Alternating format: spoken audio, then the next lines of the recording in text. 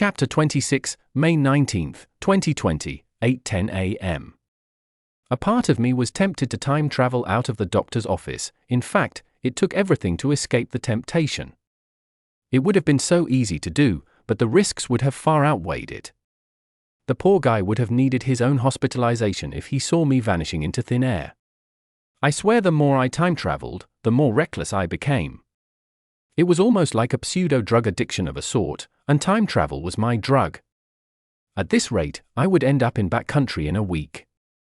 "Clive, are you paying attention?" the doctor said, snapping his pointer finger right in front of my eyes. I dissociated out of the current moment once again.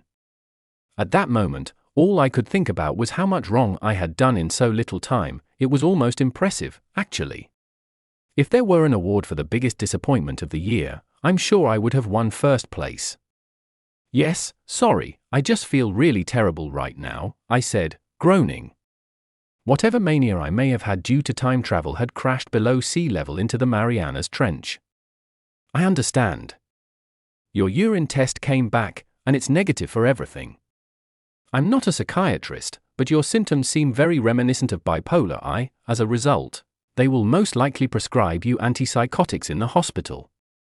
Speaking of the hospital, an ambulance will pick you up in about 2 hours, and they will drive you to St. Clara. If you're like most people there, you will have a roommate of the same gender." "Do you have any questions for me?" he asked, straightening his glasses.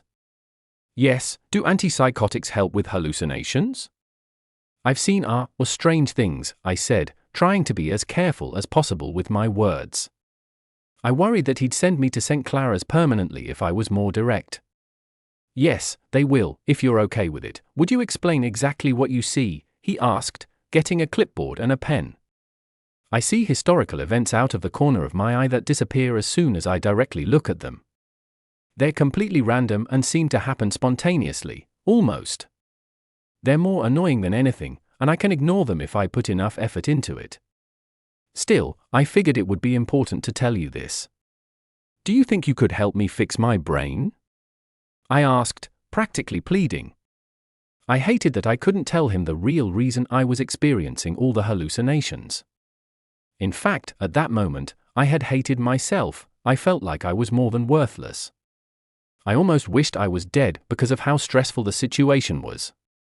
"I'm very thankful that you told me all of this, but unfortunately, I'm not qualified enough to tell you what I think is happening to your brain.